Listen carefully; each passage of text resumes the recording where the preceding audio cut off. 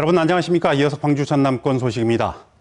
정부가 지역화폐 예산을 대폭 늘리면서 광주 상생카드도 기존보다 더 많은 할인 혜택이 적용될 것으로 예상됩니다. 그동안 재정 부담에 시달리던 지방자치단체도 숨통이 트일 수 있게 됐습니다. 보도에 김영창 기자입니다. 대표적 지역화폐인 광주 상생카드의 사용액은 최근 1년간 3천억 원가량이 감소했습니다.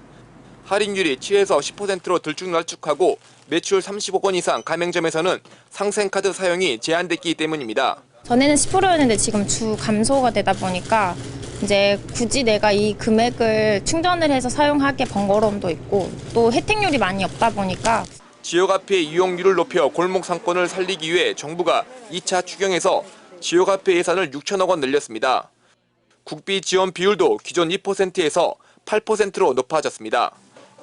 광주시도 재원을 확보하면서 상생카드 할인율은 12.5%와 국비 8%를 더해 빠르면 오는 8월부터 13%를 적용할 예정입니다.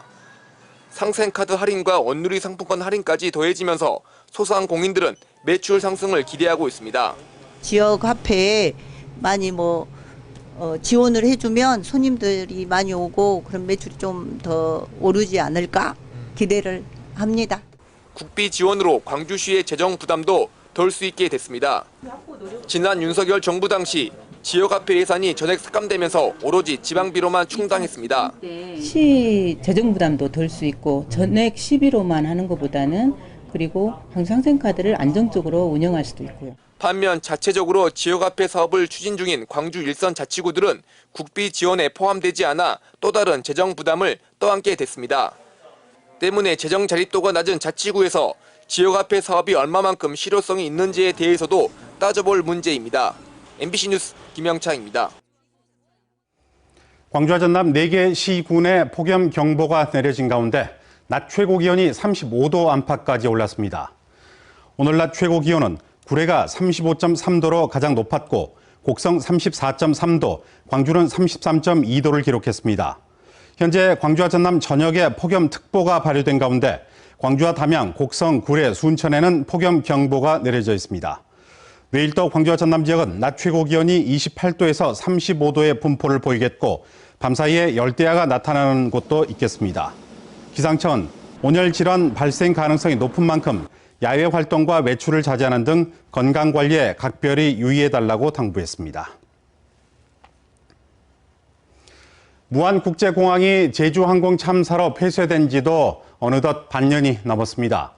코로나19 이후 회복세를 보였던 지역 여행업계는 또 한 번의 직격탄을 맞으면서 여름 성수기를 앞두고도 그야말로 고사위기에 놓였습니다. 허연주 기자가 보도합니다. 5년 전부터 무안군에서 여행사를 운영해온 나보연 씨. 코로나19 이후 중단됐던 국제선 운항이 지난 2023년 재개되면서 숨통이 트이나 싶었지만 지난해 말 제주항공 여객기 참사 이후 공항은 다시 전면 폐쇄됐습니다. 매출은 90% 가까이 줄었고 결국 여행사 사무실도 월세가 더 저렴한 타 지역으로 옮겨야 했습니다. 해외는 원래 같으면 5월 달부터는 한 7, 8월 여행이 이미 준비돼야 되는데 물어보시는 분들이 거의 없어요. 다시 코로나 때처럼 장기화를 더 생각하고 있는 상황이 돼버렸습니다.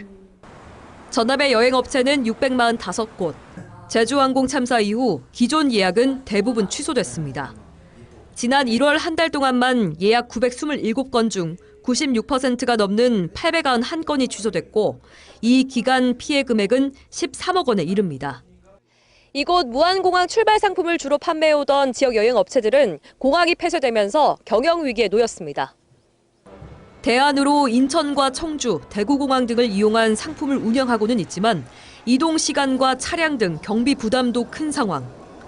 게다가 무안공항 재개항 일정이 불확실하다 보니 예약은 계속 취소되고 고객을 붙잡을 명분조차 없는 실정입니다. 지금 현재는 무안공항이 뜰 때까지 좀 기다리자는 그런 고객들이 상당히 많이 있습니다.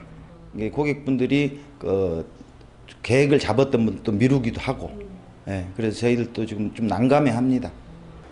전라남도는 각 여행사에 300만 원씩 20억 원 규모의 홍보 마케팅비를 지원하고 관광객 유치 인센티브를 확대했지만 장기화된 피해를 메우기엔 역부족. 이에 따라 하반기부터는 여행사의 배상 책임 보험 가입비 지원 등 추가적인 안정화 대책 마련에 나설 계획입니다.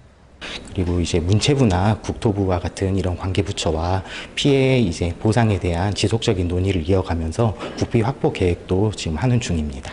그리고 무안공항이 좀 조속히 재개항되어가지고 지역 여행사들의 경영난이 해소되고 이달 말 시행되는 12.29 여객기 참사 피해 지원 특별법에 따라 국토부는 피해 지역 지원을 위한 용역에 착수했습니다.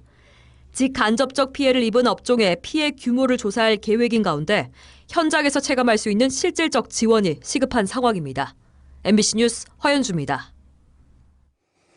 세계 양궁 선수권 대회를 앞두고 5.18 민주광장에서 대통령기 양궁대회 결승전이 열려 시민들의 눈길을 끌었습니다. 닷새간의 예선을 거쳐 결승에 오른 고등부와 대학부, 일반부 선수들은 색다른 무대에서 기량을 겨뤘습니다.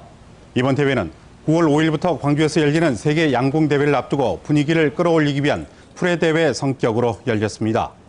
광주시와 세계 양궁 선수권 대회 조직위원회는 이번 대회를 통해 경기장 운영과 안전관리 등 세계대회 준비 상황을 점검하고 보완할 계획입니다. 광주 우치동물원이 호남권 거점 동물원으로 지정됐습니다. 환경부는 중부권의 충주동물원에 이어 호남권의 우치동물원을 두 번째 거점 동물원으로 지정한다고 밝혔습니다. 우치동물원은 환경부의 현장 조사에서 동물원 수족관법이 정한 시설과 인력 요건을 모두 충족한 것으로 확인됐고 우수한 수술 전문 인력도 보유하고 있다는 평가를 받았습니다.